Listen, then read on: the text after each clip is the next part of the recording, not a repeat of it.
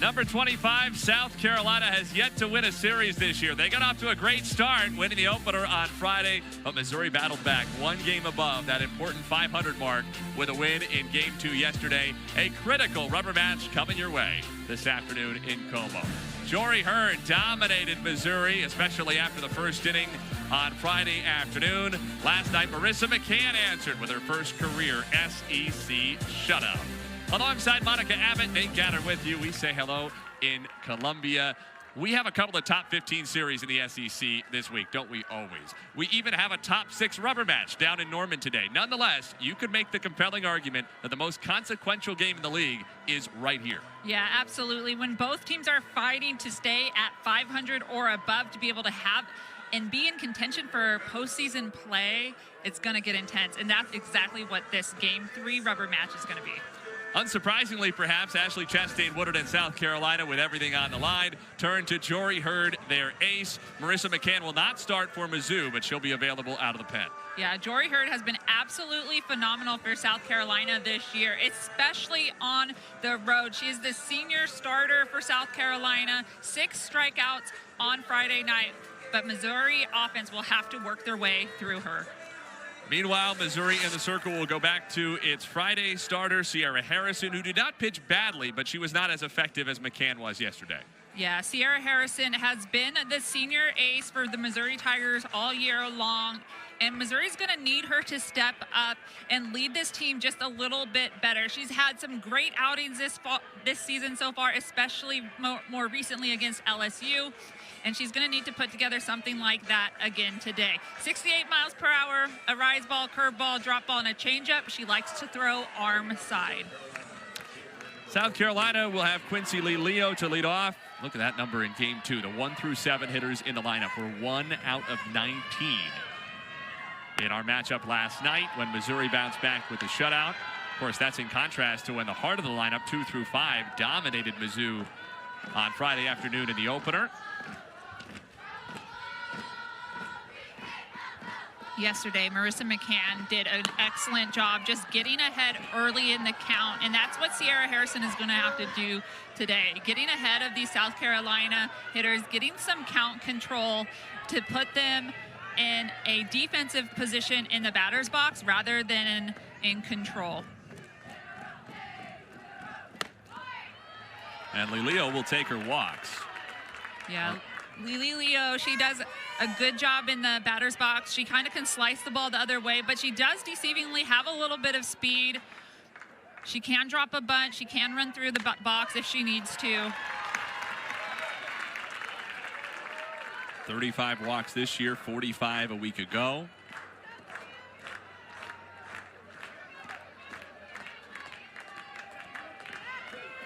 Two-two. Into left field for Claire Cahalan. Missouri's outfield defense has been spectacular in this series. Cahalan was a big part of that with her outfield assist at home plate, cutting down a would-be South Carolina run in the 3rd inning yesterday. Yeah.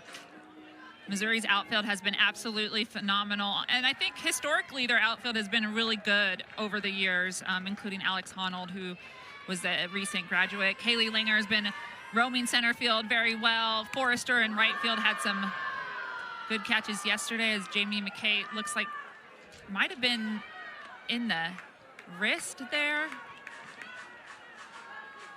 McKay has been South Carolina's best hitter in SEC games. Let's see where this got her. Oh yeah, just right, ouch. Just right on the front part of the wrist. That's definitely gonna hurt. There's a lot of small bones in your hand. Hopefully everything's okay.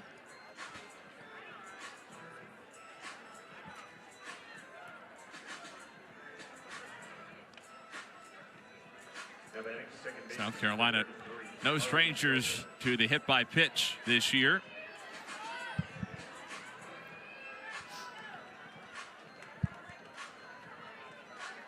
Sierra Harrison is, though. That's the first batter she's hit all year. Really? Number 1.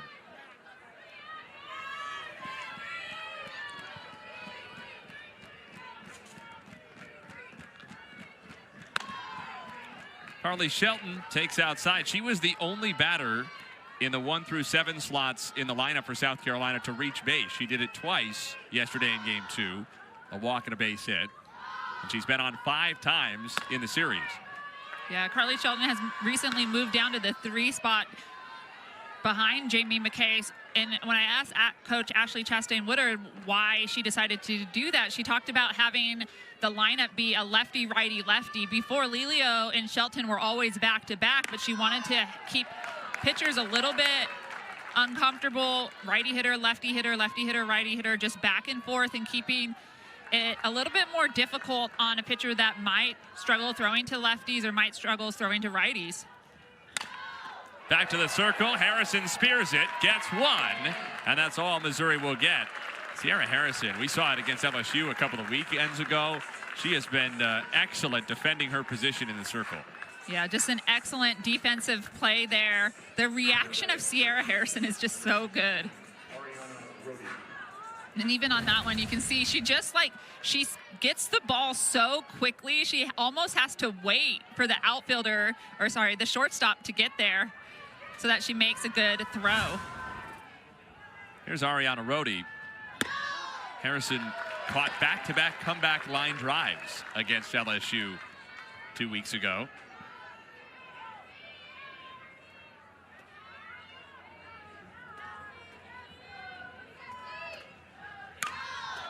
Rhodey into right, long run, Forrester. She gets there in foul ground. Missouri's outfield defense, great all weekend, great again in the first inning of game 3.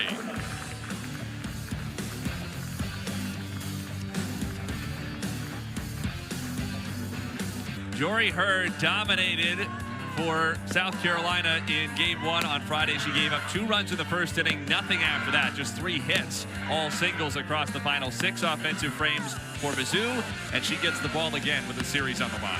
Yeah, Jory Hurd has really stepped into the ace role this year as a senior, and she's made it her mission to be better at games away. So games where she's not at home. She has a 1.74 ERA, 120 pitches on the 120 innings on the year.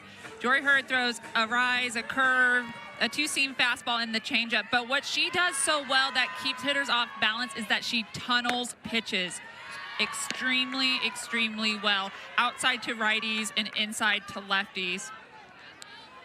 So you can see there she throws 68 miles per hour, but that curveball, 2-seam, and changeup are usually all in around the same location. Addie Waits jumps on it early to dead center, but it dies on the track, and Tori Inslee is there. Jory Hurd just came a foot or 2 away from giving up a 3rd first-inning home run in this series. Addie Waits denied by a bit of the breeze and a bit of Tori Inslee. So just a good piece of hitting by Addie Waits here, but watch Tori Inslee. She floats back to the wall. She finds it with that hand sticking out and able to make the over-the-shoulder grab. Just excellent defensive work there. And I like that. Jory Hurd immediately comes back with the changeup, the big hit to the wall, and come back and start Stefania Abriscato with the changeup. It's so important to show that changeup early in the game. Abriscato bounces out to Rhodey at first, so 2 quick outs for Hurd in this first inning, albeit allowed first out.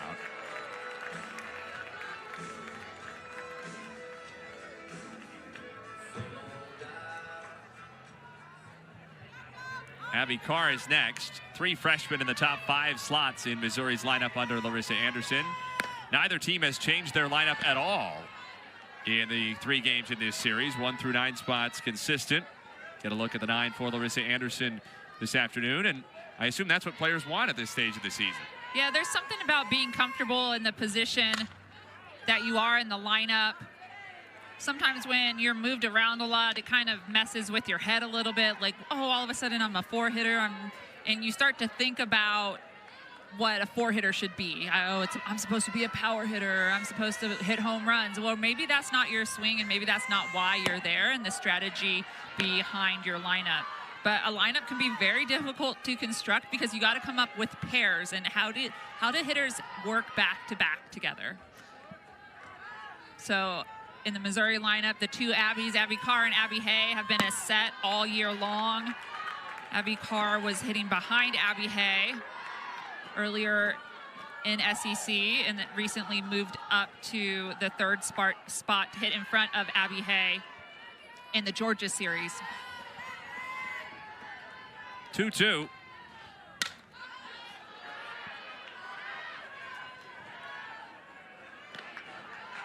Carr is hitless in the series, but has drawn a pair of walks.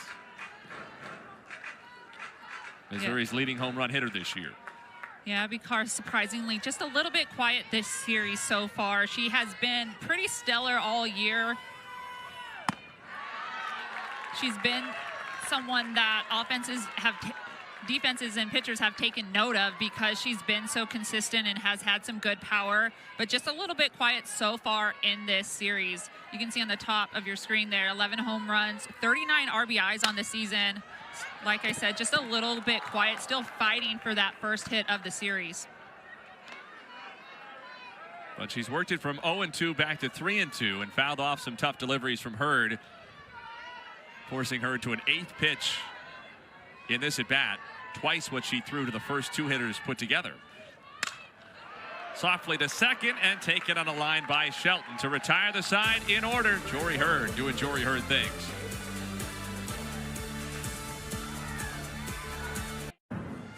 We showed it to you at the top of the telecast. Starting pitching has really been the story of the first two games in this series. These numbers are entering today. Of course, South Carolina got one very good start from Hurd on Friday. Not much from the 4 different pitchers they used in yesterday's game.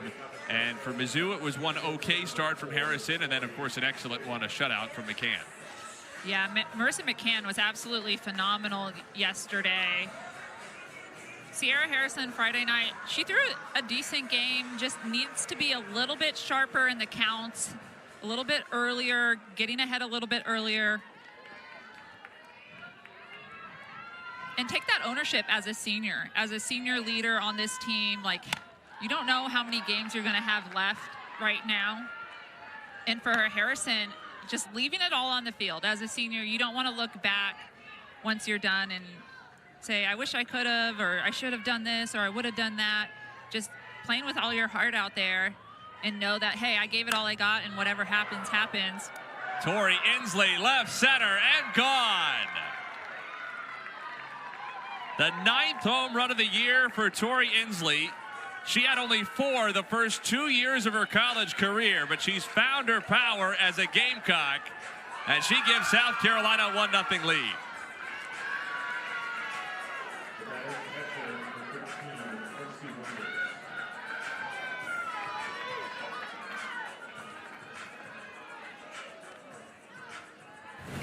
Well, Tori Inslee just absolutely smashes this ball. Look how she gets that front foot down. This outside rise ball from Sierra Harrison, but Tori Inslee able to get extended.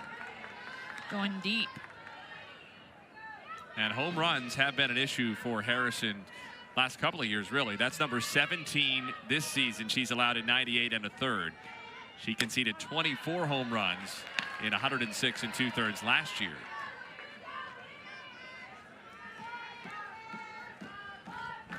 Yeah, Sierra Harrison throws a lot of rise balls, but it's the curveball and the lower pitches in the zone that start to leak up. And when that happens, the zone becomes smaller, and all the pitches that you're looking at as a hitter, they don't separate. So if my curveball starts to float up around the belt and then my rise ball is around the letters, there's not much separation to a hitter on those two pitches. And the more separation, ball separation, zone separation you can create, so when that curveball's at the knees versus the rise ball at the letters, that's a big separation that makes a hitter's eyes move up and down. That's when you're successful.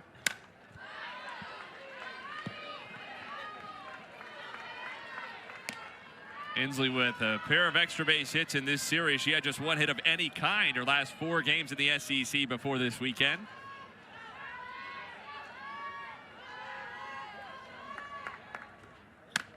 Lexi Winters takes high to get it to 2-2.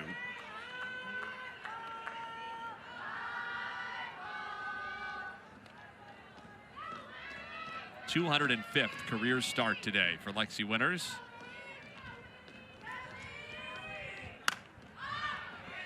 Foul grounded out of play.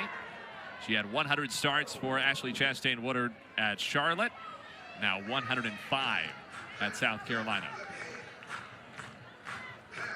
Yeah, she's been just a staple behind the plate for South Carolina.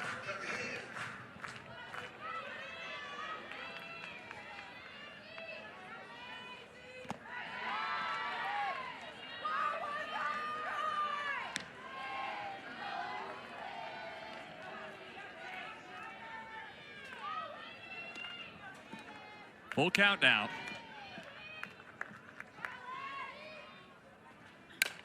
Winters to short for Updegrove. One down. Maybe some Missouri fans, Monica, who were surprised to see Sierra Harrison as the starter today after Marissa McCann was so dominant in Game 2 yesterday. Again, not that Harrison pitched poorly on Friday, but certainly McCann was better. What do you think is the thought process on deciding who to use as the starter and when to bring Marissa McCann into this game? You know, it is so tough being a pitching coach. And I think one of the challenges for Missouri this year, it has been just exactly that, as Heath takes a hit by pitch from Sierra Harrison, her second of the game. She hit McKay in the first inning on the wrist. That one looked closer to the elbow for Heath. So Harrison just lets this ball. That might have got in on the hand, too. Yeah, that looked like it. Oh, yeah. Almost the exact same spot, that top of the hand. She's trying to get in on the hitters on that inside rise ball, and the ball is just leaking in on them as the hitters are taking their step in their timing.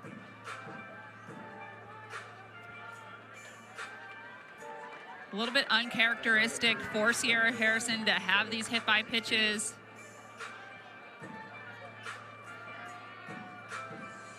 South Carolina is going to go to a pinch runner, Lexi Shaver, who wears those double mitts after a left hand injury a couple of weeks ago. That gives them a chance to check on Heath. Nice for that to be the plan anyway, so Heath can recover and make sure the left hand is okay before she goes back to third base in the bottom of this inning. Here's Kai Byers. She's been one of the big winners of this series. Yeah, she's been hitting really well. She had 2 doubles yesterday. Has been seeing the ball really well at the bottom of the lineup for South Carolina.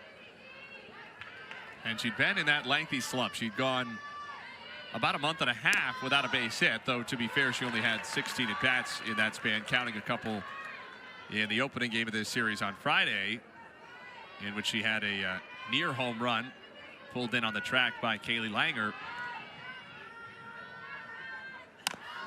Bunted foul, 1-2. You wonder with a freshman especially, if a game like yesterday, seeing a couple of balls get to the wall, a couple of doubles, including the first one that was just barely fair down the right field line, having that touch of good fortune just starts to get her confidence going, moving in the right direction. Yeah, absolutely. It definitely is a good boost of confidence, and it kind of shows that, hey, I'm seeing the ball right now. Hitters go through phases during the season where they may see the ball really big and might just see it normally. So if she's starting to get hot, then they're going to want Kai Byers to continue to help turn this lineup over. Byers tried to hold up. She could not. First base umpire Dustin Douglas rings up Byers. 2 down in the inning. So this is just a good comeback pitch by Sierra Harrison. But remember when I talked about that zone separation, that right there, right above the knees with that screwball, that is going to help set up her rise ball a lot more. And that's why she's going to get that swing miss or the check swing from the hitters. She has to keep her low pitches low in order for her rise ball to look good.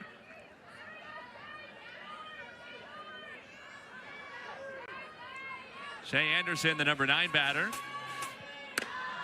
She had a hit yesterday. In fact, Byers and Anderson accounted for 3 of South Carolina's 4 hits in the game out of the 8 and 9 holes. Saw that graphic when Byers was batting. They were 3 out of 5. The rest of the lineup 1 for 19 put together.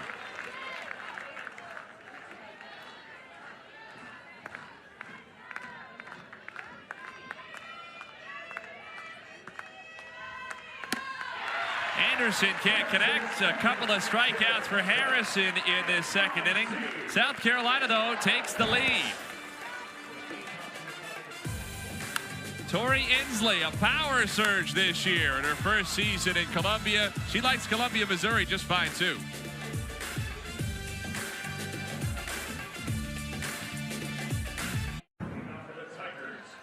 Sierra Harrison, the starter for Missouri today. A couple of strikeouts to close out the second, but Tori Inslee's home run has spotted Jory Hurd to a 1-run lead. Hurd got through a 1-2-3 first inning against Mizzou, though Addie Waits, the leadoff batter, did take her all the way to the fence in dead center. She'll deal with 4, 5, and 6 here. Abby Hay, Sydney Forrester, and Madison Updegrove.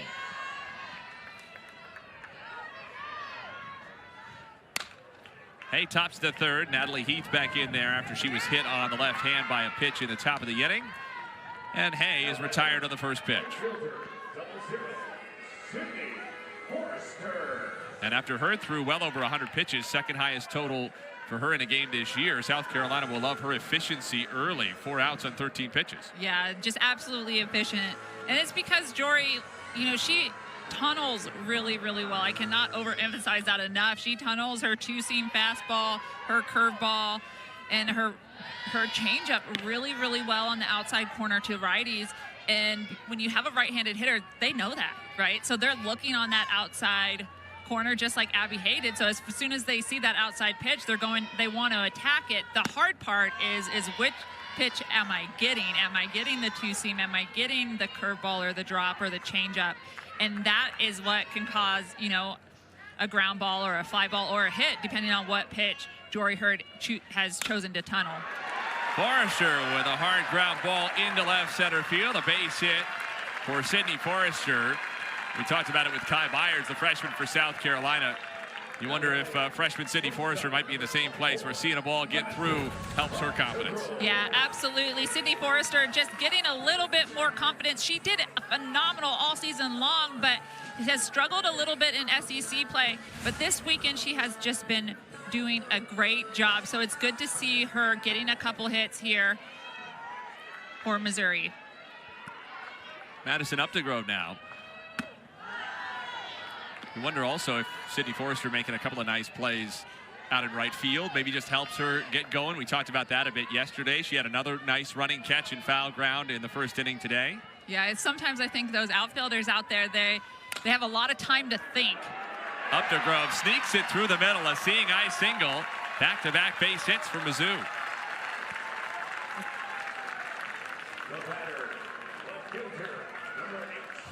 So good piece by Madison Updegrove. Now she doesn't hit it very hard, but it just leaks right up the middle in no man's lands. We'll check it out here. Good effort by Carly Shelton, but just can't get there enough.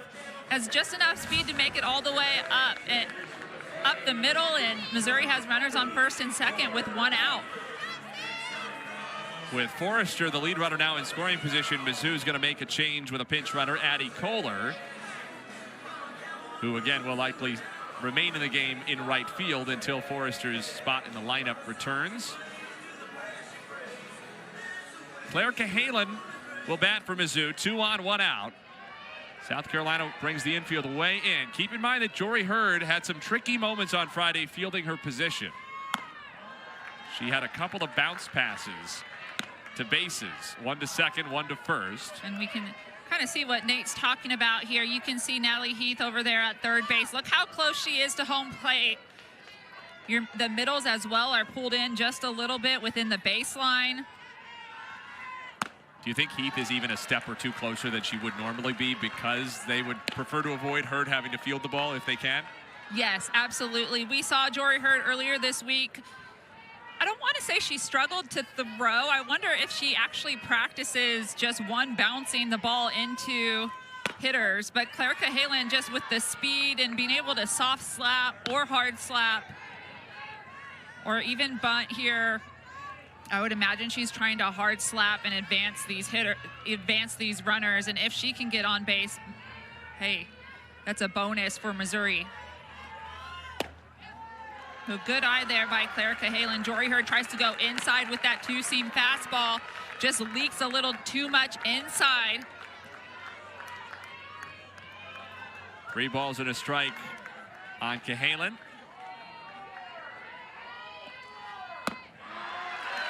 Ball 4, and the bases are full of Tigers for Sophie Smith.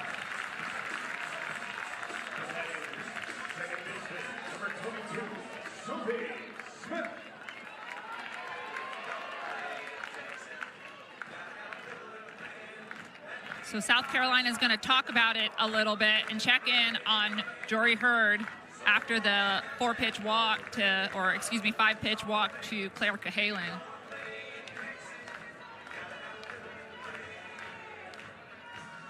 Been a good weekend for the Cahalans. Her cousin Kenley, the shortstop at Florida, got her AUSL golden ticket. Opportunity to play professional softball. A dream for most of these collegiate athletes to have an opportunity to continue their career. What a moment here for Sophie Smith. Still only a sophomore.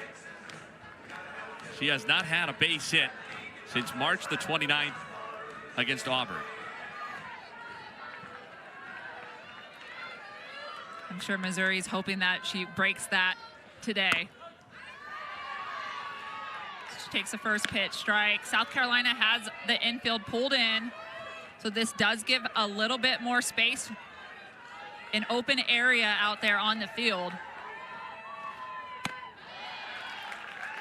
You can see the big gap there between the infield and the outfield. There's a lot of green in front, so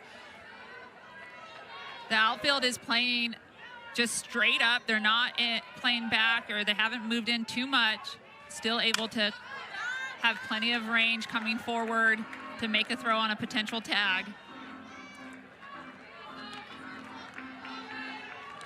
It's worth noting that Smith came up twice yesterday in game 2 and drew walks both times. So she is seeing the ball, but 0 for her last 23.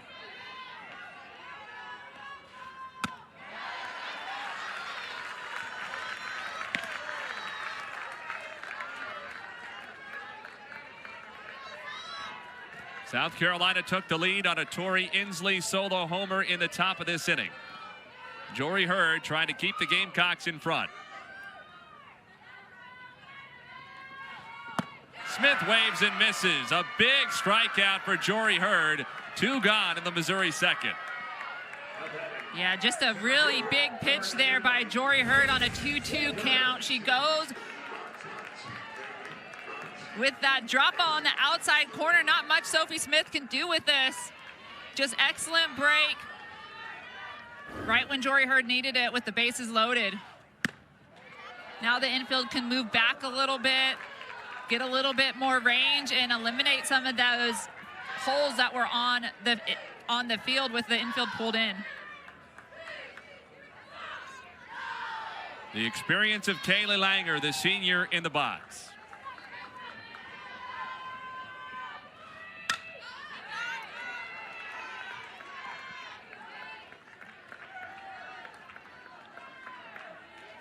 Yeah, Langer's a senior, a 242 batting average. She does have a little bit of power, 2 home runs on the year and 10 RBIs.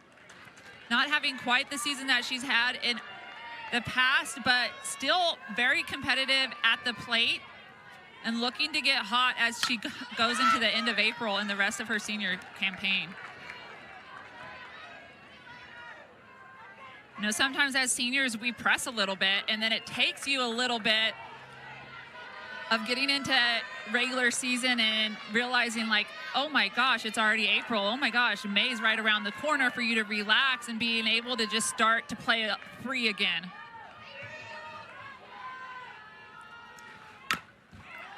Langer stays alive.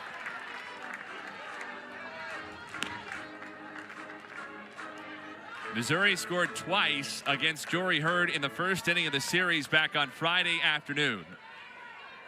Since then, Hurd has put 7 straight zeros on the bottom half of that scoreboard. A good idea there by Jory Hurd, trying to mix speeds there with that changeup. It runs a little bit high. A good take by Kaylee Langner. This is just a great competitive at-bat from both sides here. 2 balls, 2 strikes, 2 outs. Bases loaded. Wave and a miss by Langer. Back-to-back strikeouts for Jory Hurd to strand the bases full of Tigers. Well, Jory Hurd gets the strikeout on that rise ball inside. A big swing by Kaylee Langer. Can South Carolina capitalize? Coming up next. Decisive game 3 of this series. Number 25, South Carolina has a 1-0 lead over Missouri. And Gamecocks coach Ashley Chastain Woodard joins us now. Coach Tori Inslee has provided all the scoring in this game. She had only 4 career home runs in her 2 years at NC State. Did you know you were getting a 9 home run hitter this year as a Gamecock? Yeah, we've believed it from the beginning. I mean, we told Tori since the first day she stepped on campus that we felt like she was just a true 5-tool player. She has a ton of power, and she also has a ton of speed. And we love Tori Inslee. We're big Inslee fans. Yeah, absolutely, especially after that hit. But are you a big Jory Hurd fan? I mean, base is loaded. But, Coach, just talk to me a little bit about Jory's mindset on the road this year, because her numbers in ERA when she's not playing at home has been just absolutely phenomenal. Yeah, we felt like it was the next step for her going into her senior year, is just figuring out how to be super tough on the road, which you have to be in this conference. And she has handled her role so well, and she's doing such a great job for us. We have a chance every time she's in the circle, and she's just not rattled by anything, as you see in that inning. Bases loaded there with 2 strikeouts, not to get to the top of the order, and that's what she's done for us all year, and we could not be more proud of her. Coach, we appreciate your time. Thank you so much. Thank you. Ashley Chastain Woodard, kind enough to join us all weekend long. We'll hear from Larissa Anderson, Missouri's head coach, in just an inning or so. Told you that Addie Kohler would stay in the game and play right field, and indeed that is the case, although she might only get 1, at most 2 defensive innings before Sydney Forrester's slot in the lineup comes back up. Forrester will be due 5th, or I suppose Kohler technically will be due 5th in the bottom of the 3rd. Top of the order here for South Carolina. Yeah, second time through the lineup for South Carolina versus Sierra Harrison here. Lee Leo 0 for 7 in this series.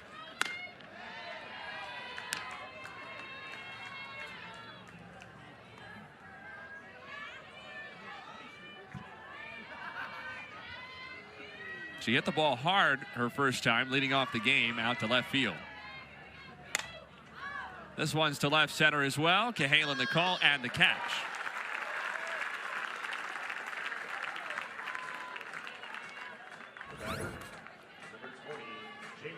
Brings up Jamie McKay, who was hit on the left wrist her first time. Doesn't seem any worse for wear. Yeah, still standing in there, tough as nails. Big cut there from Jamie McKay on that outside rise ball. I like the aggressiveness after the hit by pitch, going after that first pitch that Sierra Harrison offers. Off the end of the bat, Abby Hayes over for it into the Carolina dugout, just beyond her reach.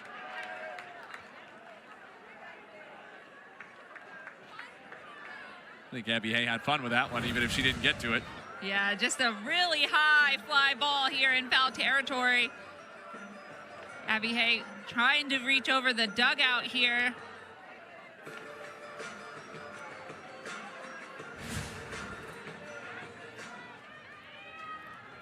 No balls, 2 strikes on McKay.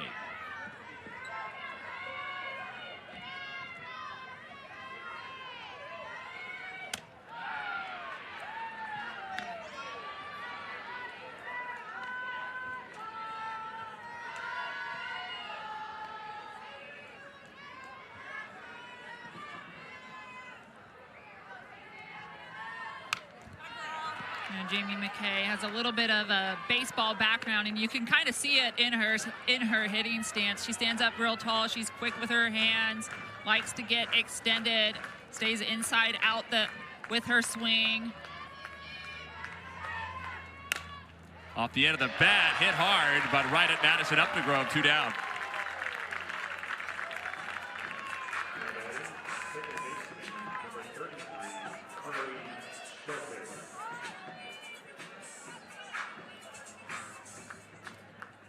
Missouri pitchers have done well to keep McKay as quiet as they have the last couple games after the week she was putting together, really the SEC campaign she's put together. Yeah, she has been phenomenal in SEC play for South Carolina, so much so they moved her to the number 2 spot in the order. A little new age lineup strategy there. But the last 2 games, Missouri's pitchers have definitely kept her back quiet. Shelton skies it to center. Langer squeezes a 1-2-3 inning for Sierra Harrison. Bottom of the 3rd. Missouri will have the top of the lineup.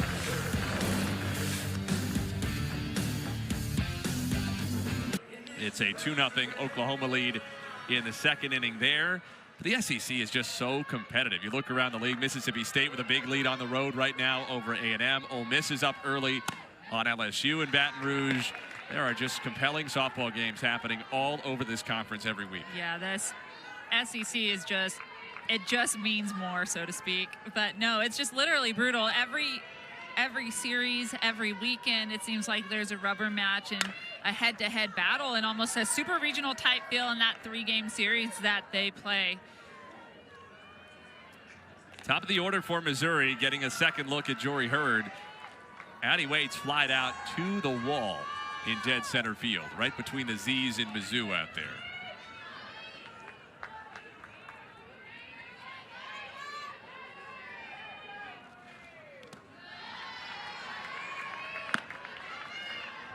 Yeah, Missouri needs to start thinking about adjustments and how they're going to continue to build up the momentum they had last inning with when they left the bases loaded. They have to figure out a way to push runs across against Jory Hurd. And Jory Hurd is just, she is tough. She is a good pitcher in the SEC. She's having a phenomenal senior season.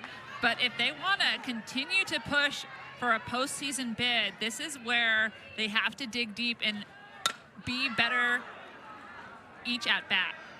Shelton was going back on it. McKay comes in for the shoestring grab. Shelton looked like she had a beat on it. She needed McKay to save her at the end, and Jamie McKay made the play. Well, a little bit of luck here, a little bit of communication. Looks like it's tailing with the wind, but Jamie McKay out of nowhere sticks her glove out, little shoestring catch at the ankles, making it happen defensively for South Carolina. Here's Stefania Abriscato now. Sounded like she fouled that off her foot. Indeed, she did.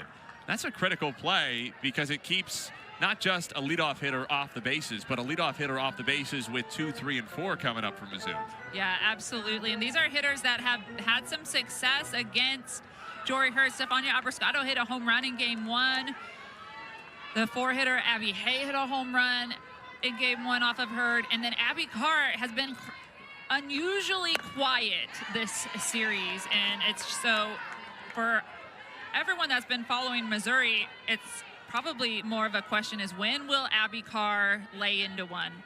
How many more at-bats will it take till she actually just lays into a pitch? Because they're all going to start thinking that she's due. But Jory Hurd takes care of Stefania Abriscato on that inside corner with that 2-seam fastball. Just an absolutely beautiful pitch there. And this is what Jory Hurd does. She does it so well. Walk me through the 2-seam fastball, because that's not a pitch we hear about a lot in softball. Yes. So a 2-seam fastball, it's basically a fastball on the 2-seam, the skinny part of the softball, so to speak. And you just throw it off your pointer and your middle finger, and it has like a little bit of a tail and break on it. So some pitchers have a hard time controlling it, but Jory Hurd's is actually really, really good. There has been times over her career where she's struggled with it and the control of it, but when you kind of peel it and slice it off those 2 seams, it has like a nice little, I don't know, a nice little slice, a nice little dive on it. Carr to second. Shelton takes it. A 1-2-3 inning for Hurd. So something clicked when Missouri loaded up the bases. 5 straight retired since.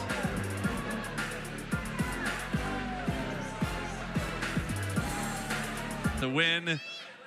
Missouri one game above 500 after the Game 2 win yesterday, but we've talked about it, how consequential this game is, and it's because Mizzou and South Carolina, for that matter, any team, but it's particularly pressing for Mizzou, has to be 500 or better to be eligible for the postseason. South Carolina thinking about that as well. They added a non-conference against South Carolina State, hoping to pick up an extra win later on this season before we get to the end of the regular year.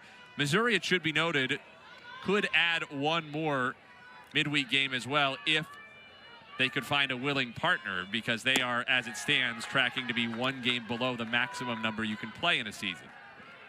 Yeah, you know, we talked about it a little bit, but when you look at that record, 24-23, and projecting here a little bit in the booth with my partner, Nate Gaylord, is that we're thinking, you know, 3 more wins is what Missouri's really looking for, and they still have 2 SEC series left and 1 midweek. But one of those SEC series is versus Tennessee, and the other one is versus Arkansas. So 2 very tough SEC teams that are both at the top of the conference right now. That could be very difficult for Missouri to get wins against. Now, that doesn't mean it's impossible. Anything can happen in softball, as we've seen. But just having a little bit of comfort level, winning this game would really help ease the stress level of that 500 conversation for them. Ariana Rodi takes outside, count full. That math is such that if Missouri were to beat Kansas City in the remaining midweek they have, they would need those 3 SEC wins in the remaining 7, counting today, to be 1 game above 500 going into the SEC tournament. And of course then, even if they lost their first game in Lexington, they would be assured of NCAA regional eligibility. Not necessarily being selected, but they would be assured of a 500 record or better, and therefore being eligible for selection. Yeah, you know, in Missouri, it's been an interesting year for them. They struggled early this season. They have some bad losses on their resume against South Alabama, Houston, McNeese, Miami of Ohio. They had a horrible February, so to speak. They just struggled as a team in February, and then they've slowly gotten a lot better. So they're a team that's trending upwards, so to speak, where they also have top 25 wins against Liberty, Duke, Alabama, LSU, Georgia. But you can see on their screen in February, 7-13 was their record, and then completely turned around in March, 13-5. The big question is, how will the end of April look for the Missouri Tigers? Ariana Rodi fired up, taking a close ball 4 on that payoff from Harrison.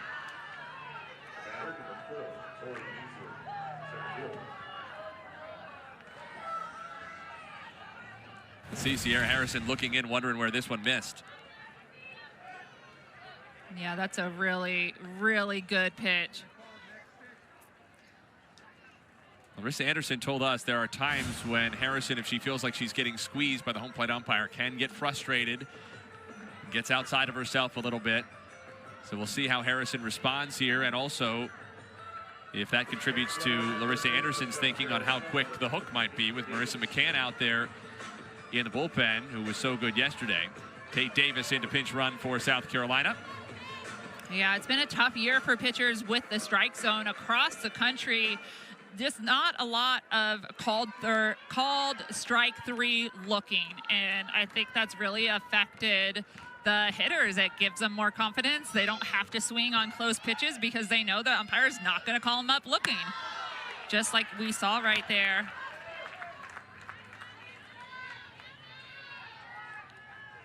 And in pitching, like, you can't put it down the red. You can't put it on the platter. That's dangerous. All pitchers know that. So they're trying to hit chalk. They're trying to hit the corners with somewhat putting the ball all the way on the plate, but not down the middle, right? So it's just gotten a little bit tougher on pitchers this year with the strike zone. Harrison quickly ahead, no balls and 2 strikes on Tori Inslee, whose solo homer in the 2nd inning accounted for the only run in this game.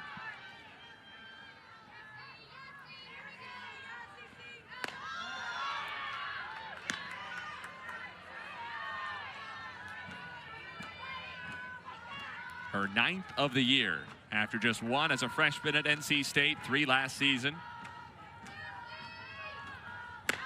Swing and a miss. Harrison comes back after she was frustrated at the ball 4 call and strikes out Inslee on 4 pitches. And just a great response by Sierra Harrison after that close call on the 4-ball walk, but coming back and getting Inslee, the girl that hit the home run earlier in this game off of her on this curveball on the outside corner. Lexi Winters fouls a pitch back. With that in mind, the conversation that you're having, do you think hitters have gotten so good in softball now that there needs to be a message to the umpires that they've got to give pitchers just a little bit more? I don't think they need to give pitchers. I think their zones need to be true, is what I would say. There's too many misses by umpires on balls on the plate and hitters already walking down the first base line. And just because the hitter's walking down the first base line, it doesn't mean that you can't call strike 3 if the ball is fully on the plate. And I think that's what we're missing in the strike zone right now. It's very rare to see a strike 3 looking right now in college softball, and I know that it's possible, but when you don't have that, hitters can sit back and be like, well, you're not going to call a strike, I'll just take it. I'll just keep taking it until I'm in a hitter's count. You can tell I'm talking to a pitcher, though. She said, I don't need any more. I just need what I deserve. Yeah, I just need what's true and fair. And now I understand every umpire's zone is different, right? Some umpires like higher, some like low, some like in, some like out, and that's okay. But when it comes to your zone and it's on the plate, you got to call it. You can't miss it. 2-2. Second full count in this inning. Davis does have 5 steals over at first base. Wonder if Carolina would consider putting her on the move on 3-2. Winters pops it up. Tough play for Hay. Can't quite get there. Just a good effort by Abby Hay with the reverse slide. That would have been a truly incredible catch. That absolutely would have been incredible. That would definitely have been a Sports Center catch right there. So good effort, but Winters lives to see another pitch.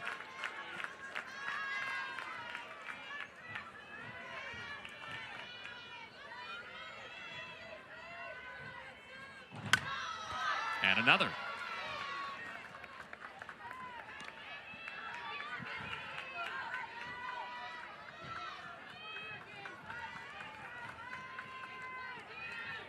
Winters has been difficult to strike out this year, just 14 Ks in 110 at-bats.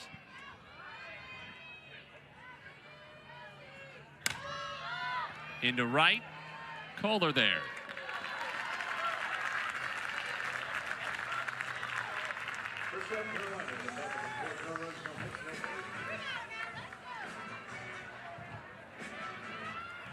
Just one hit between the two teams with a runner on base in this game.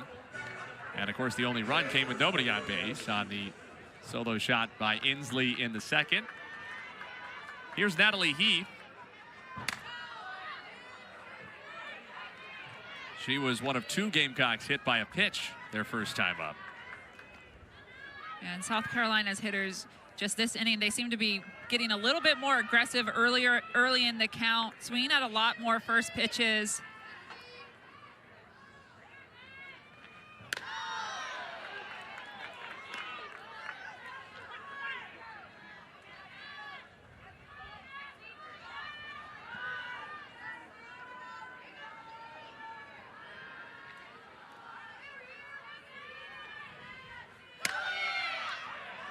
Davis was on the move, but it's fouled away by Heath. 1 ball, 2 strikes.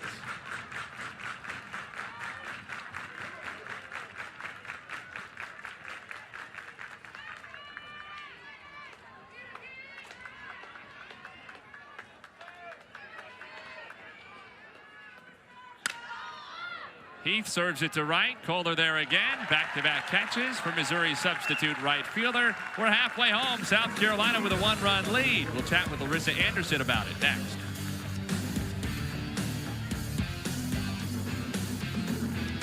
Jory Hurd and number 25 South Carolina up 1-0 on Missouri to the home 4th. Tigers coach Larissa Anderson is with us. Coach, you've had some good chances, some good looks against Hurd in the first half of this game. Addie Waits with a deep fly out, loaded up the bases in the second.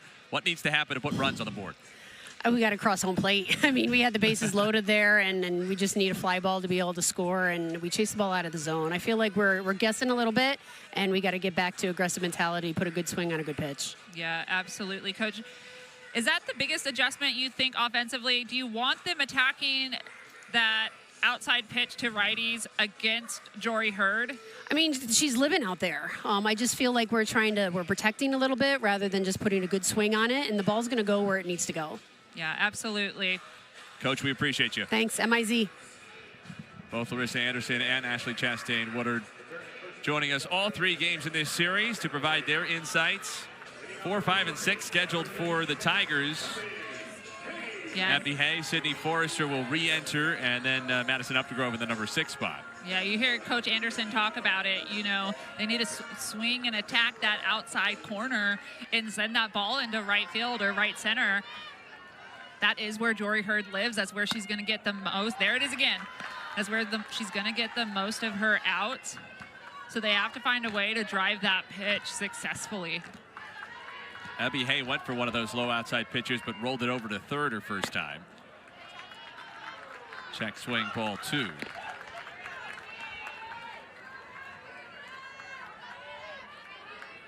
One of the things that you emphasize with Jory Hurd is how well she tunnels those pitches. So when we're talking about adjustments that Missouri needs to make, what kind of adjustments, what kind of approach should they be emphasizing in the box to try to counteract her tunneling? Well, I think the biggest thing when you think about Jory Hurd is she goes to that low outside corner to righties. And what I would want to do is I would want to attack that pitch, right? And you don't know what pitch is coming, but I'm gonna bet that it's probably gonna be hard. You're gonna bet hard versus slow based on your count that you're in. Leadoff walk to Hay on 5 pitches. So Abby Hay just doing a good job just honestly watching the ball, as Jory Hurd was just a little bit too low. But when you're really good at tunneling, it's hard to sometimes pick up which pitch. So you have to make sure that your barrel has good coverage on the location that you're tunneling, so that if it's a curveball instead of the 2-seam fastball, you still have enough barrel to get solid contact on it. Lenny Ramsey into pinch run for Hay. And Sydney Forrester officially re-enters for Kohler.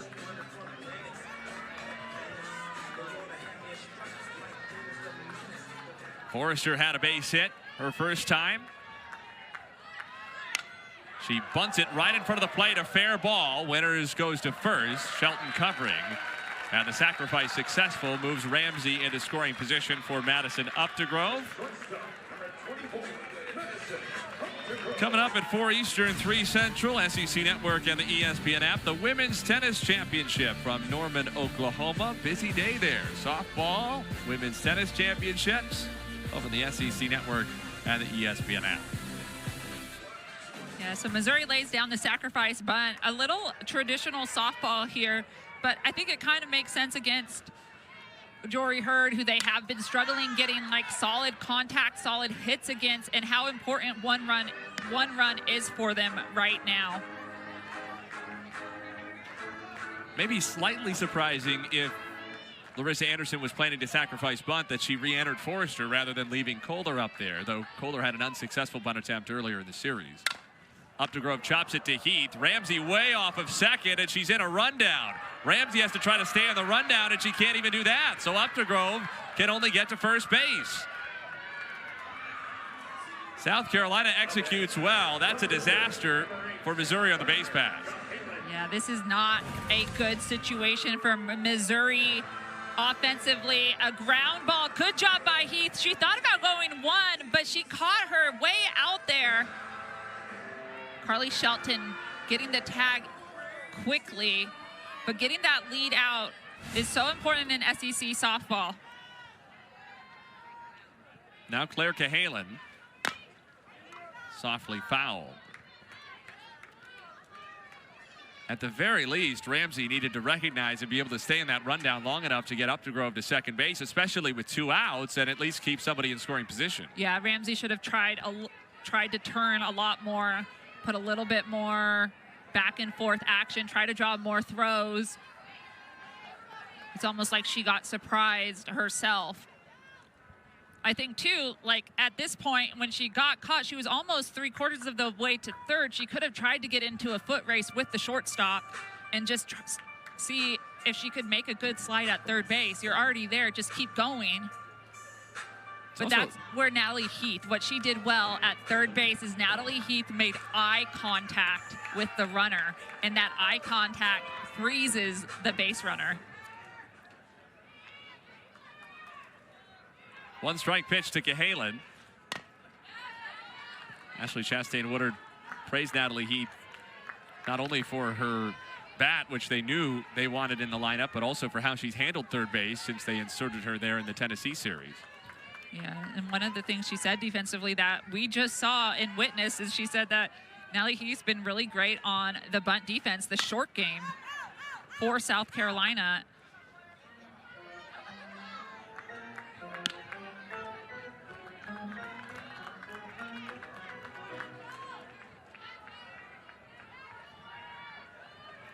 Still no balls and 2 strikes on Cahalan. Softly to second, Shelton shovels and retires the side. Missouri puts one in scoring position, but a base running mistake cost the Tigers.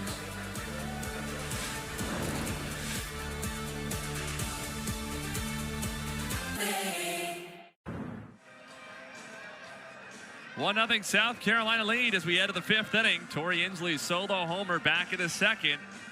The only run pushed across, just 3 combined hits in this game. Missouri loaded up the bases in the 2nd inning with 1 out and could not scratch across a run against Jory Hurd. And South Carolina is now 9 outs away from a first series win in the SEC all year. Shows you how difficult this league is, that you can be the number 25 team in the country and not have a series win in your league on April 19th. Yeah, and not have a winning record in your league either. It's just how tough the SEC is in those 3-game series. Kai Byers not far away from what would have been a 3rd double for her in this series. Had one down the right field line yesterday, nearly put that one down the left field line today. 8-9-1 here for South Carolina. Shea Anderson and then the top of the order, Quincy Lee-Leo scheduled against Sierra Harrison, who's made the 1 mistake, but otherwise been quite good for Mizzou. Walked 1, hit a couple with pitches. She struck out 3.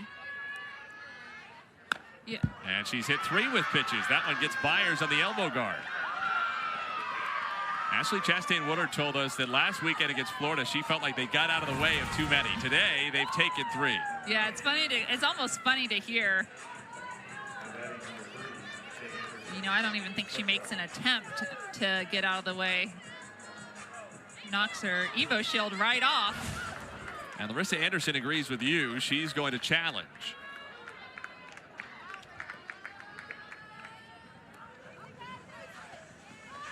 You know, I think this is a good challenge.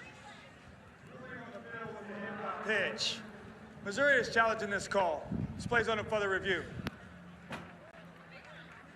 I don't know if it'll get overturned, but just to be able to put a little bit of doubt in those hitters' minds after Sierra Harrison, who hasn't hit a hitter at all coming into this game, has hit 3 in this game alone. Of course, there's no question this hits Byers.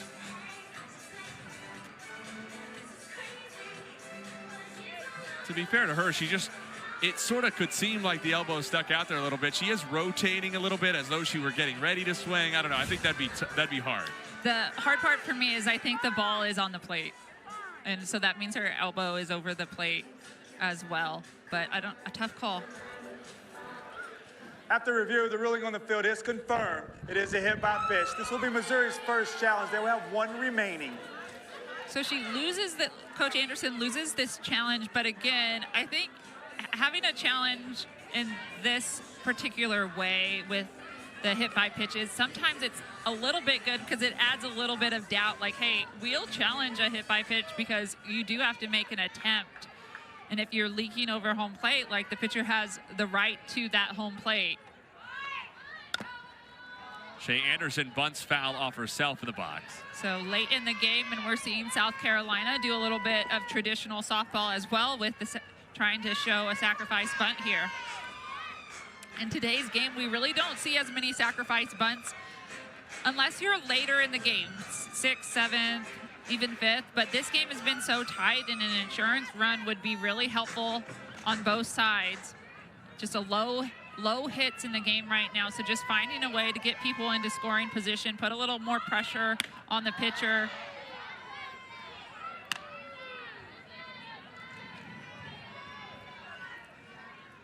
Pitching with a runner on first versus pitching with a runner on second is a totally different feel for a pitcher on the mound.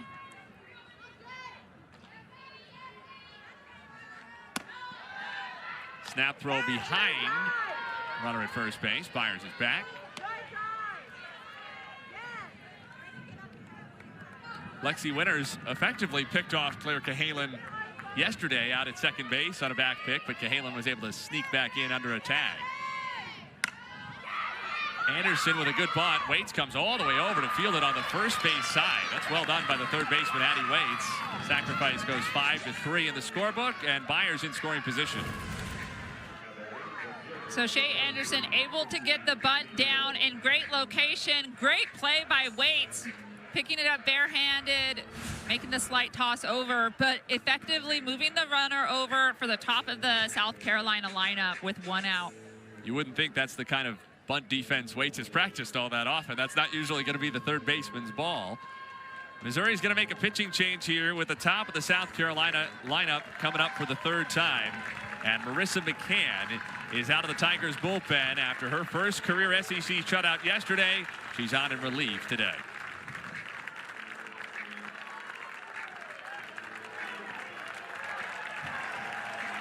A rise ball, a drop ball, and a changeup. Looking to prevent South Carolina from scoring that insurance run. Yesterday was her first career SEC shutout.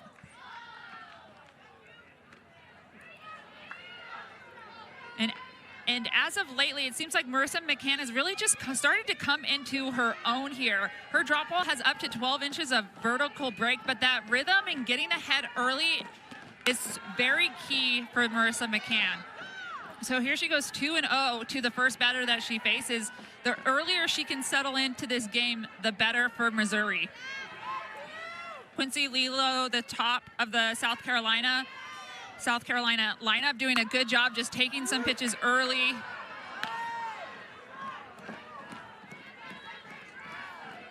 Leo very comfortable working late into the count, seeing a lot of pitches. She's hit with 2 strikes a lot in this series.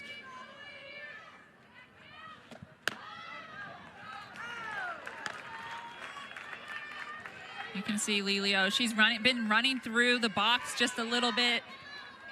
She's had a couple fly outs. Just trying to make something happen. Back to McCann. Byers was off, and McCann had nobody to throw to, so she goes back to first and retires Leo. Ty Byers was streaking for third right away, but Waits was playing in, so wasn't there to cover the bag. Well, Marissa McCann does a good job here. She comes back on this. She fields the ground ball. She definitely had the runner at third, but she wasn't there. Moves her feet and makes a strong throw to first base. That is excellent, excellent PFP by Marissa McCann. Jamie McKay now. Do you think that's recognition from Byers before the pitch? We talked yesterday about how pre-pitch planning is so important, that Waits is playing so far in.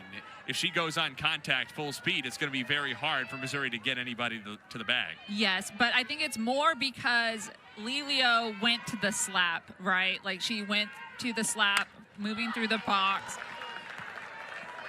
Lelio she doesn't soft slap a lot, so she tends to hard slap. I think Waits might have been playing in a little bit too much, trying to protect against a potential bunt or soft slap. She probably could have played back another step, but it plays a fun scenario offensively to get people moving, get offensives moving, trying to get the defense uncomfortable, and that's just what happened. So the runner was able to advance to third base, but Marissa McCann had a lot of composure under that play and was still able to get the out. So 2 outs with a runner on third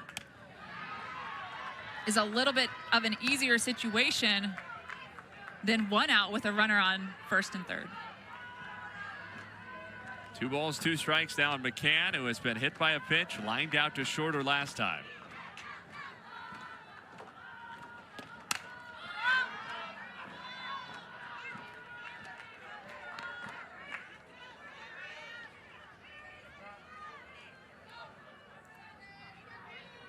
Time is called for a quick conference here.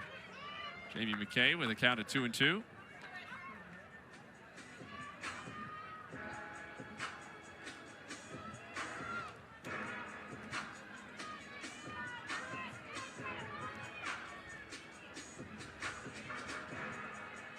Coming from the dugout there, not sure if South Carolina has maybe seen something from Marissa McCann or just trying to set some strategy to Jamie McKay.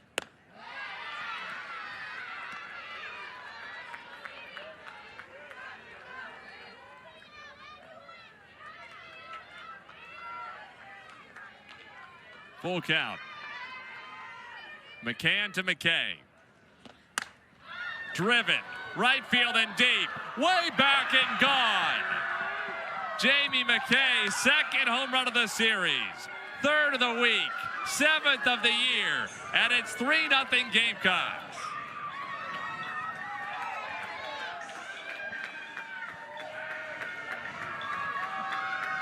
So Jamie McKay has been one of the hottest hitters for South Carolina, and for the most part, Missouri has kept her kind of quiet in the last several games, but not to be denied, Jamie McKay finds a way in a full count at bat to come through.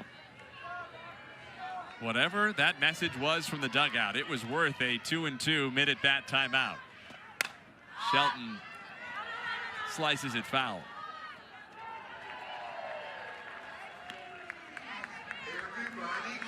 Yeah, I want to know what she said. Tell me before a big moment so I could hit a home run too. So just some good coaching advice there, no matter what it was. Maybe just a little bit of strategy, calming her mind. That could be a monstrous moment in the seasons of both South Carolina and Missouri.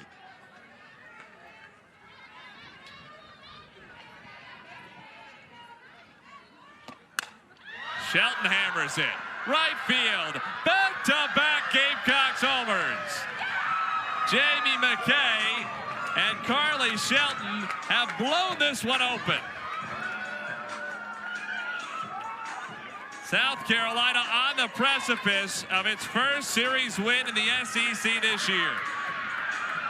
And what a turn of events. A 1-0 ball game, and bringing Marissa McCann in. She had an excellent outing yesterday, but 2 back-to-back home runs in the first 2 hitters that she's faced.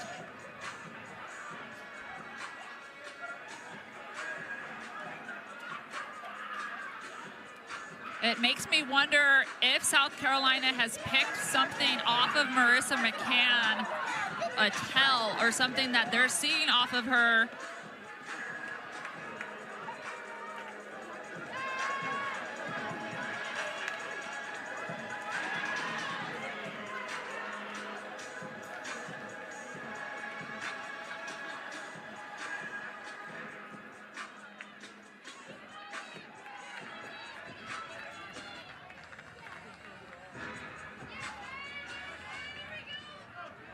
Missouri still has 9 offensive outs left to try to mount a comeback, but McCann has to keep it at 4. Brody takes a strike.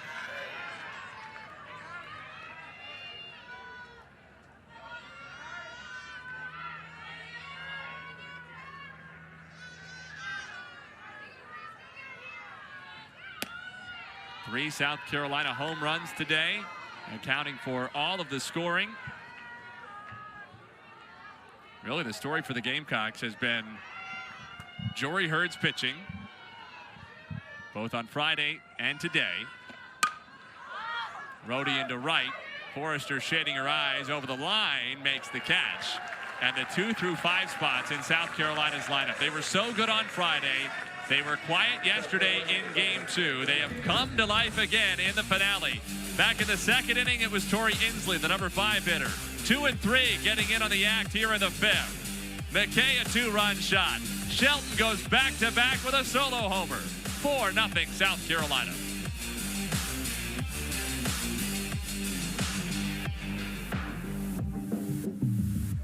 Back home runs in the top of this 5th inning from McKay and Shelton for South Carolina to open this up. 4-0 Gamecocks. And Missouri has 8, 9, and 1 scheduled in the last of the 5th against Jory Hurd, who has been so good. Allowed 2 Mizzou runs in the first inning of the series back on Friday. Since then, 10 straight zeros on the board. Yeah, a 1-run deficit seems almost doable, but now with a 4-run deficit for Missouri against Jory Hurd seems very, very difficult. It all of a sudden became a very tall task for Missouri. Jory Hurd has just been absolutely excellent on the road, even coming into this series against Missouri. Her ERA at away games was only a .82.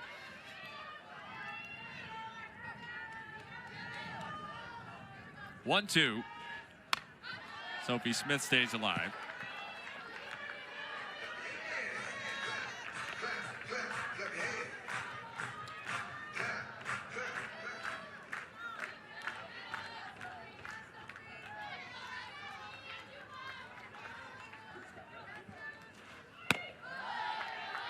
We'll see if Hurd can go the distance in this game. That's something she has not done this year.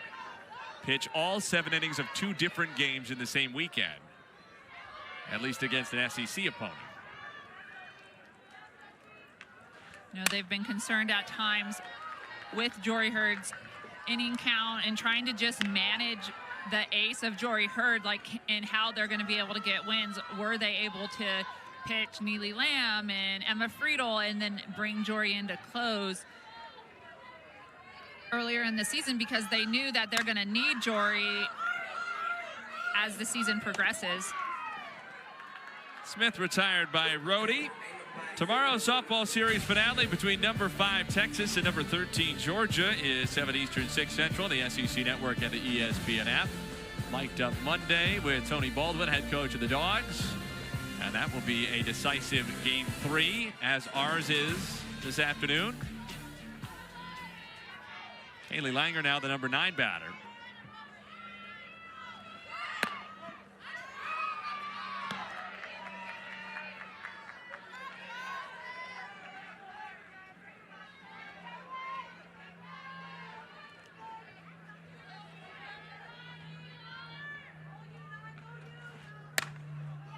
To short.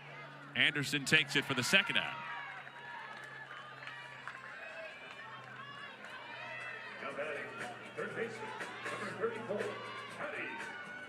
Elsewhere around the SEC, mentioned the rubber match down in Norman. It's 7-0 Oklahoma on top of Arkansas in the 4th inning. So looks likely that Oklahoma will win that series.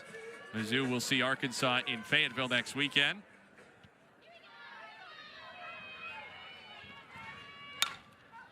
South Carolina will be against Texas A&M next weekend.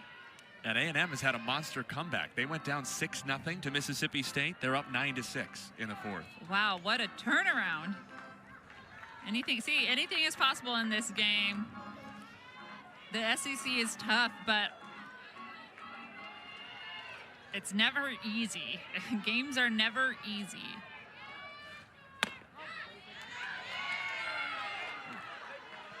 Oh, and 2.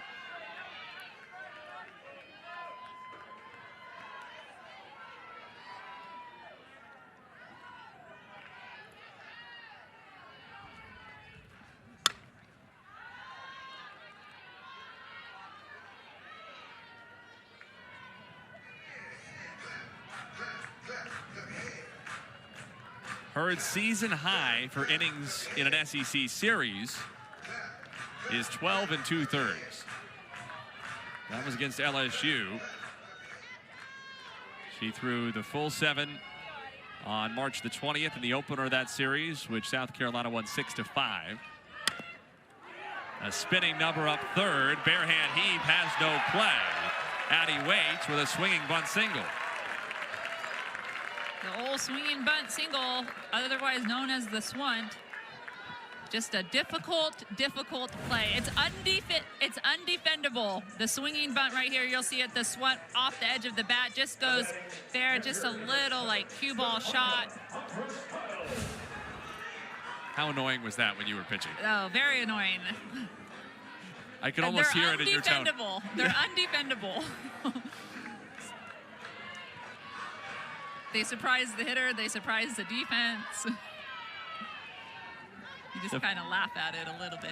That's why it's called the swunt, the swinging bunt. Ball 1 to Stefania Abriscato. And that series against LSU heard through 7 on Friday, then came back with 5 2/3 innings in a 2-1 Gamecocks loss on Sunday.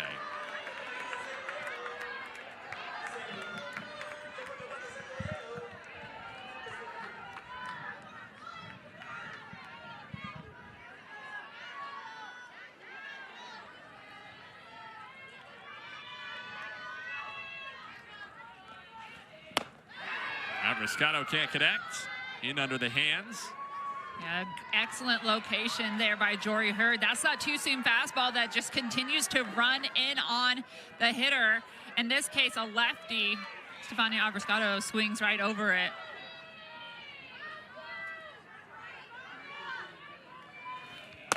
Swing and a miss by Abriscato.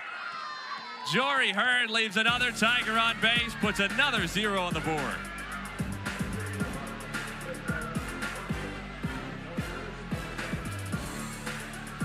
Again, Abby Carr, the freshman, is out of the Missouri bullpen. Tori Inslee, who had the homer earlier, will be the first to face her in the Carolina 6th. Yeah, Abby Carr out of the bullpen. She does appear mostly as a reliever. She throws a curve, a changeup, a backdoor curve in a rise ball, but it's that changeup in that 50 to 51 mile per hour, nice and slow, that she uses all of the time. It's almost 50% of the time that she throws. So you can expect to see that pitch as a hitter at least twice in at bat. Carr fields the bunt and retires Inslee.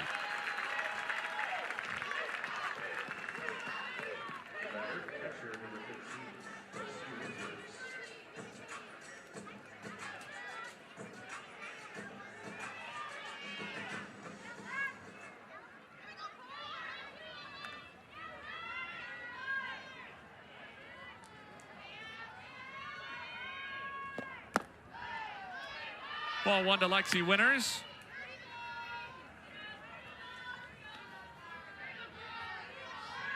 She has grounded to short and flied to right.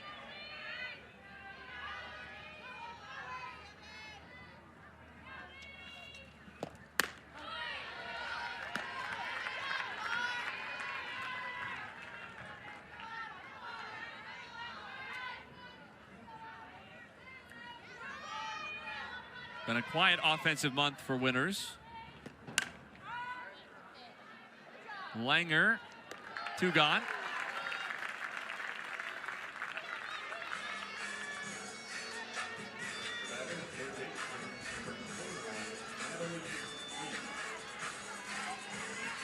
So Abby Carr comes into the game, and after a rough outing on Friday, seems to be looking a lot better at the start of this inning.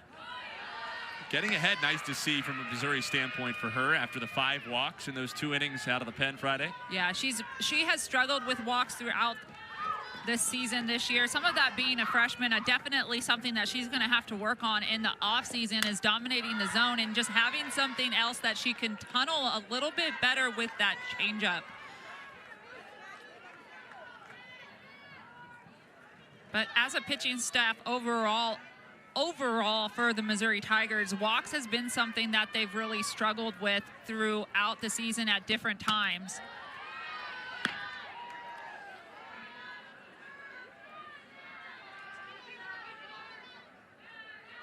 Barring a big comeback in the final 2 innings, the Tigers will have their work cut out for them. As the path to a 500 or better record and NCAA regional eligibility just got much narrower.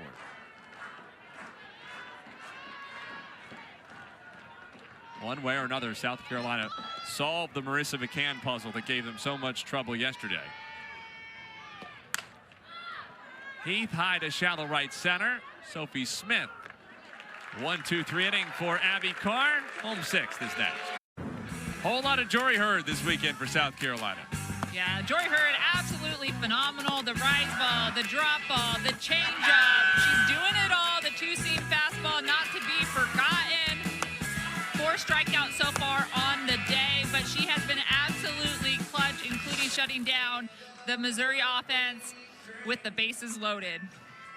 10 combined strikeouts over her 12 innings in the series.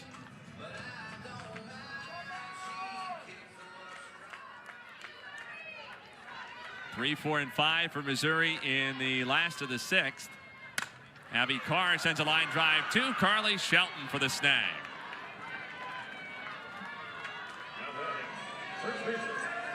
So efficient, 1 pitch, 1 out for Jory Hurd. As her pitch count and her innings pitched for South Carolina, as she's going to be needed more and more down the stretch as you move into the end of SEC play, the SEC tournament, and postseason play.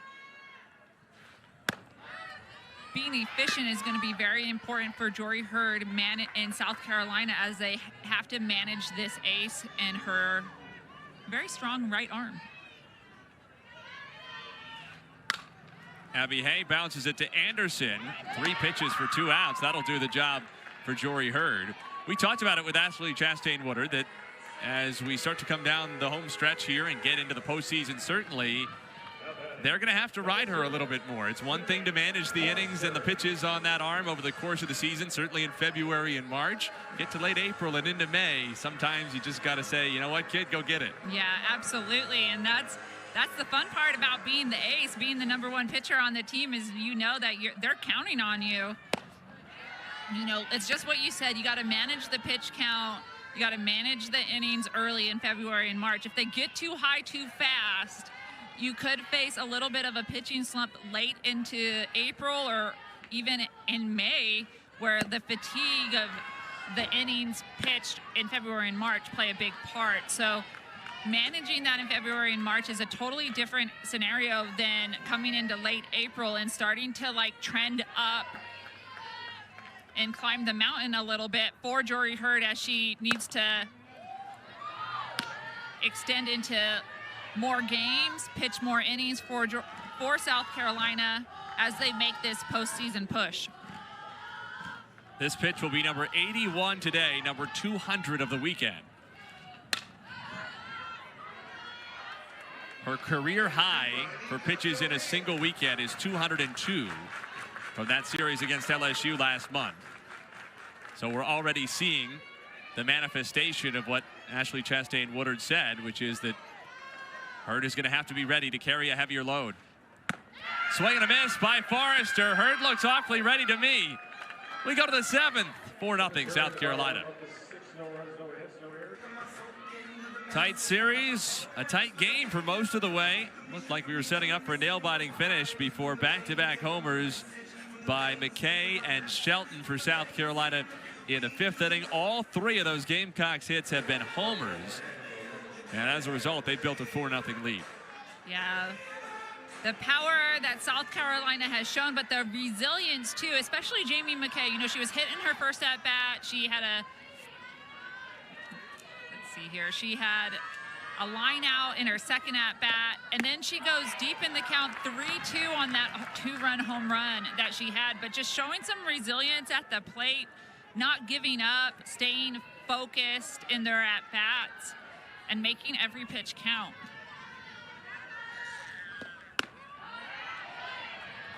One ball, one strike on Kai Byers in the number 8 spot.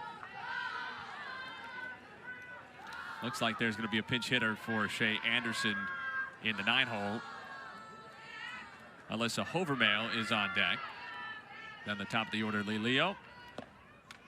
Abby Carr with that changeup she throws so often, drifts up high, 2-1.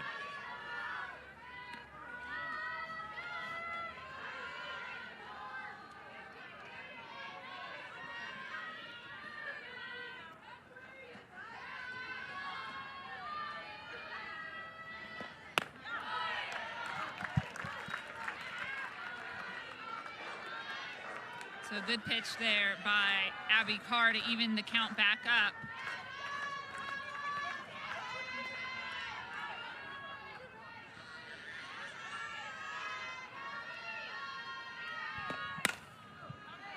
Fire stays alive. She's looking more and more comfortable. She has a lot of confidence after hitting 2 doubles yesterday.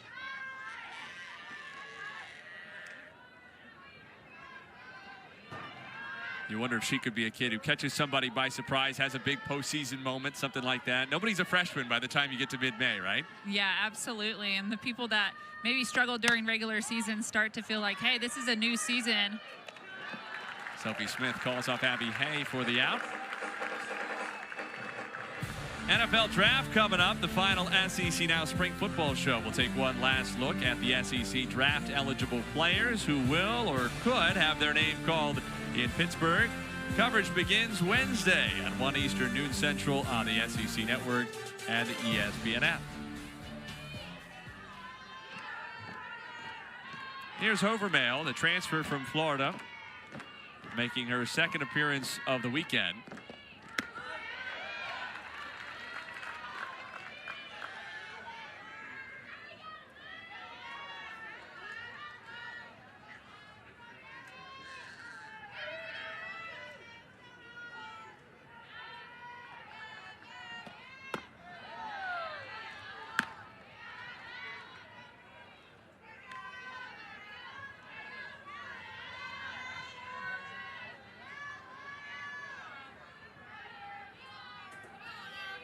Abby Carr's 1-1 pitch.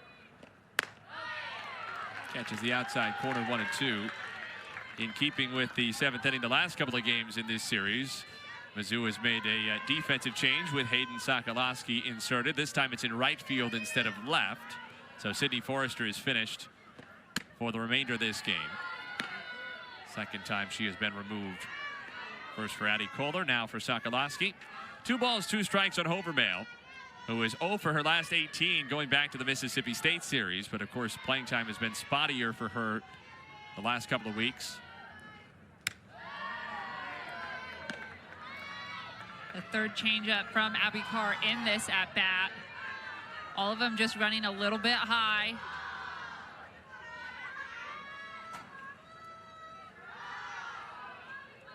Now the payoff.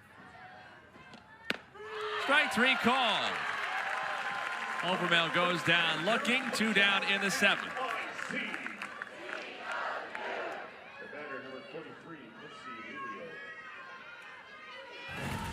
So just a good pitch here by Abby Carr on the outside corner, 3-2.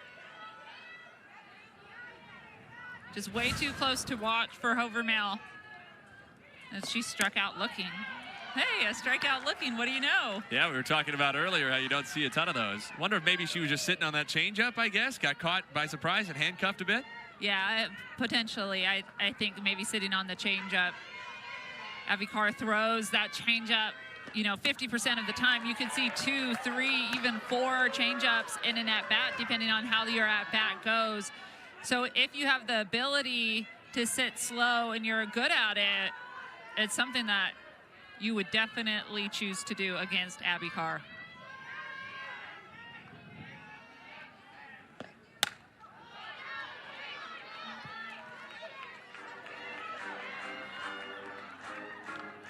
Six, 7, and 8 will be scheduled for Mizzou in the bottom of this 7th inning. Madison Updegrove, Claire Cahalan, and Sophie Smith. Though we've seen Larissa Anderson, in particular in Game 1, Missouri's loss in this series, go pinch hitter heavy late in the game in the bottom of her lineup. Leo can't connect. Back-to-back Ks for Abby Carr. Nice relief appearance for her in the circle, washing away the struggles of Friday out of the bullpen. Bottom of the 7th is coming up next. Missouri needs 4 to stay alive.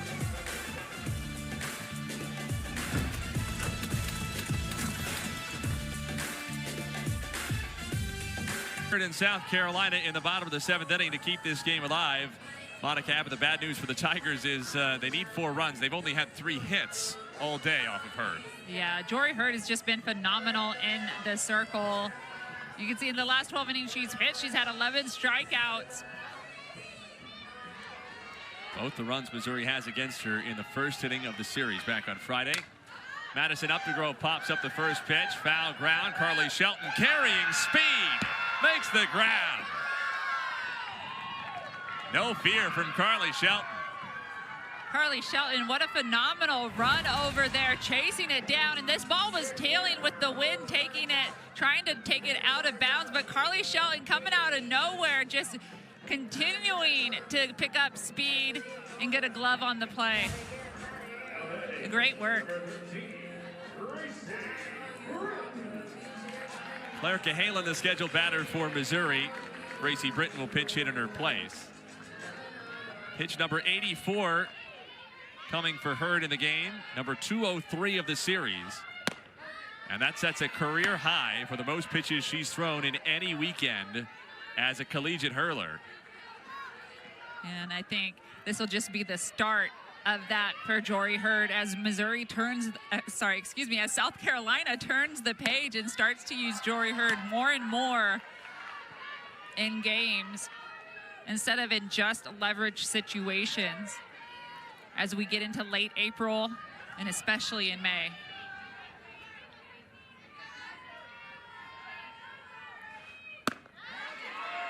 Britton offered. 1 ball, 2 strikes. That might be the conversation this week. Ashley Chastain Woodard and pitching coach Zach Parsons. Britton rolls it to first. Rhodey, easy as you like. 2 down. Hey, Jory, 200 pitches feel okay? How does 300 sound in a few weeks? Yeah, it might be the conversation of, hey, we're going to start to increase your bullpen pitch count on Tuesdays and Wednesdays because we are anticipating you having to throw 300 plus pitches as we move into May.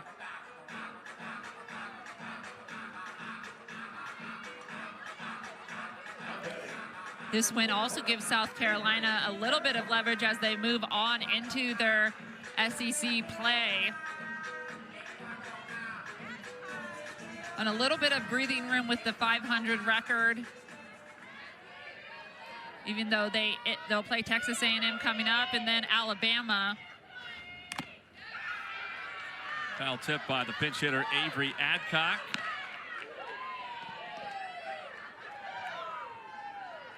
Freshman who's had only 2 at-bats so far as a collegiate player, plus a walk. First chance for her in this series. With South Carolina 1 out away.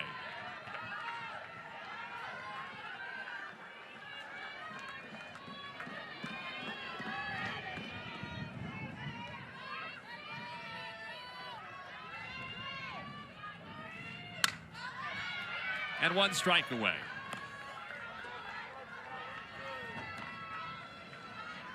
Jory Hurd routinely throws 7 innings. It'll be the 3rd time this week she's thrown 7.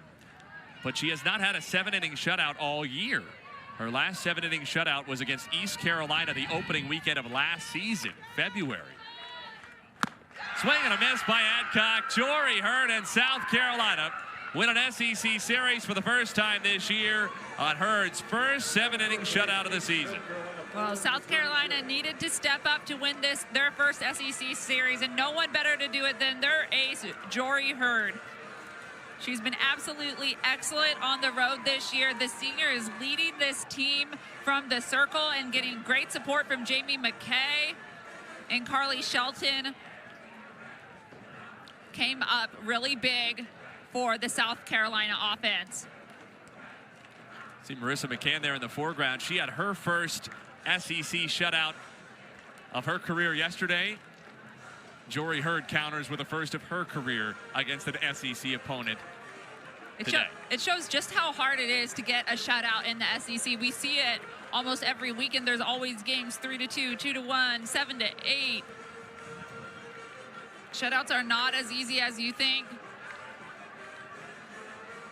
Jory Hurd, the senior, with just her first in the SEC. So pretty impressive outing for Jory Hurd today. She's had some good ones. 7 innings, 1 run against Tennessee and Clemson. 7 innings, 2 runs, and 6 scoreless innings against Missouri on Friday.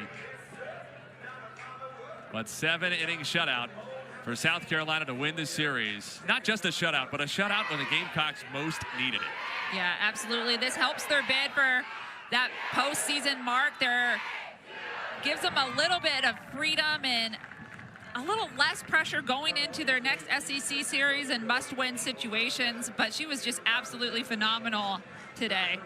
And South Carolina ace Jory Hurd joins us now. Jory, you started in this series with 2 home runs in the very first inning for Missouri back on Friday. After that, 13 zeros put up on the board. 6 more Friday, 7 today. How did you regroup after that first inning and find your rhythm? I think just being able to trust my offense and trust my defense, knowing that they got my back no matter what, kept me in a good place. Yeah, Jory, you were absolutely phenomenal today. Congratulations on your shutout. 5 strikeouts, but at one point the bases were loaded and it almost felt like you flipped a switch. You went into another gear and got 2 straight strikeouts to take your team into offense. What was going through your mind in that situation? Were you feeling the pressure of the bases loaded?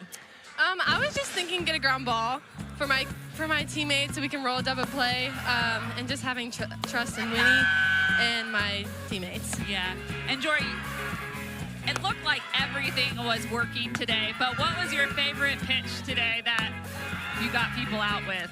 My drop ball.